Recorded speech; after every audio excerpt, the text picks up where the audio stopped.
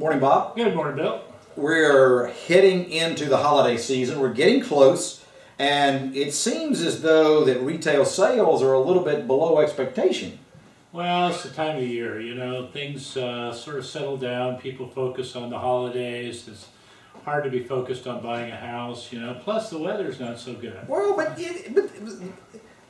everybody thought that we were going to see an instant transformation from lower energy prices into consumer sales. And we haven't seen that. Well, we've seen a little uptick, but it's below expectations. Yeah, you know, I think people are still sort of snake bit from the recession. Big meltdown? Yeah, and so they're being a little more cautious. I think we're actually going to see that retail sales kick up. Next year? No, I think we'll even see some before the end of the year. You know, and as you get closer to Christmas, everybody's coming out with their forecast of GDP for next year. All right. Yeah. I saw a commentator this morning say 2.8. Maybe that was a little conservative, but 2.8. What do you think U.S. GDP is going to do next year? Above 3 or below 3? Well, I'll make it easy. I'm going to say 3. So you'll say right on 3, okay? Yeah. So let's talk about that, and let's talk about the market. The housing market just hasn't come back. No. You want to talk about overvaluations. Are we seeing overvaluations? Well, there was an article a couple of weeks ago in the Wall Street Journal. I do read that occasionally. And well, is it just happenstance that you read it? Because usually it's the New York Times. What's up with that? You know, I try and occasionally. You go from comedy to truth. You just don't know which one it is. Yeah. But it was entitled something like "Dodgy Appraisals Are Making Their Comeback." You know? Dodgy is a big word. I know, and so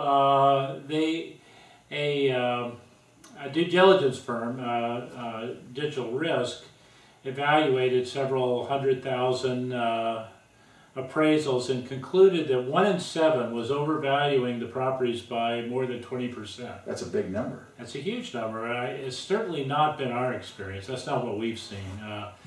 But you know, I mean, people like to beat up on the appraisers, and I think that the appraisers are legitimately trying to hit the numbers, you know, but they've got to take into account... Get the correct numbers, what you mean. Right.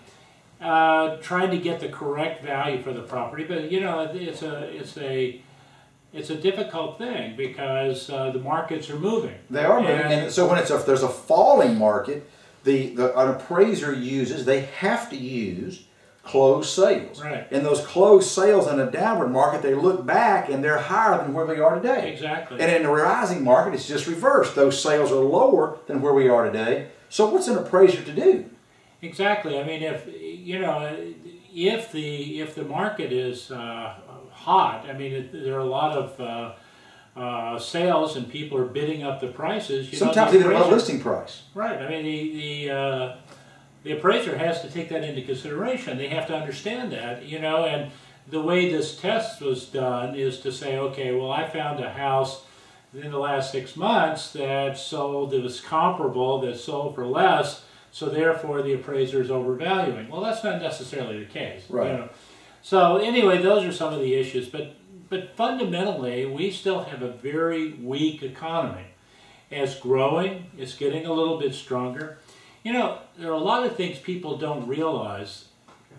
The amount of money you have in your pocket, and certainly that's helped by the gas prices, is what's going to motivate you to make big purchases, a mortgage, that sort of thing. Do you have any money in your pocket? I haven't had any in a long time. I haven't had any money either. So we're not going to buy anything, all right? But our listeners out there have money in their pocket. All right, well, my wife has money. Okay, now we understand. All right, we got that. But, you know, some of the things you don't realize, like I was reading an article the other day that said that, you know, people below a certain income level, it's mandatory that you are paid time and a half overtime if you work more than 40 hours. And in the 60s and the 70s, that level was set so that about 65% of workers were actually receiving overtime pay. That number is now down to 11% because that level has never been raised. So when you talk about minimum wage, you're talking about helping people at the very bottom of the wage scale. Right. But when you're talking about overtime pay, you're talking about the middle class. Right. And that middle class additional income has gone away. And right now the level is set at something like $28,000, $29,000. So if you make less than, say, $29,000, then you're eligible for overtime pay. But if you make more than that, you're not eligible for overtime pay. So the number of hours people are working is going up, but their income is not going up commensurate. Proportionally, right. That would have to be raised up to about $69,000 in order to be the same as it was in the 60s and 70s. And there's just no political appetite for that right now. Wow.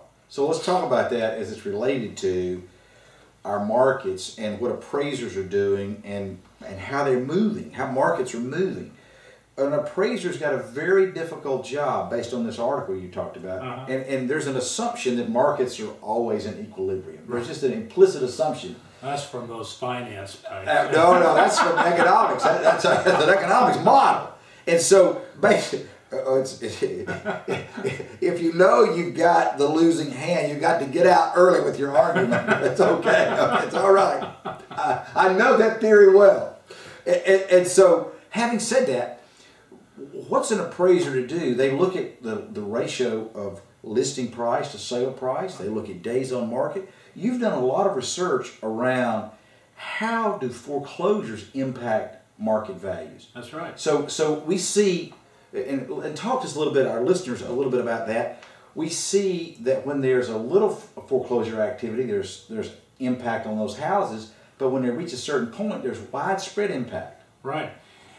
Basically, when you have very few foreclosures, you essentially have two markets, the regular market and a foreclosure market. And there's typically a significant penalty between the prices on those houses, on those foreclosed houses. But not on the others. Right. Right. But then when you get more and more and more foreclosures, when you get up to a certain amount, it brings the prices of the regular sales down to the foreclosure sales.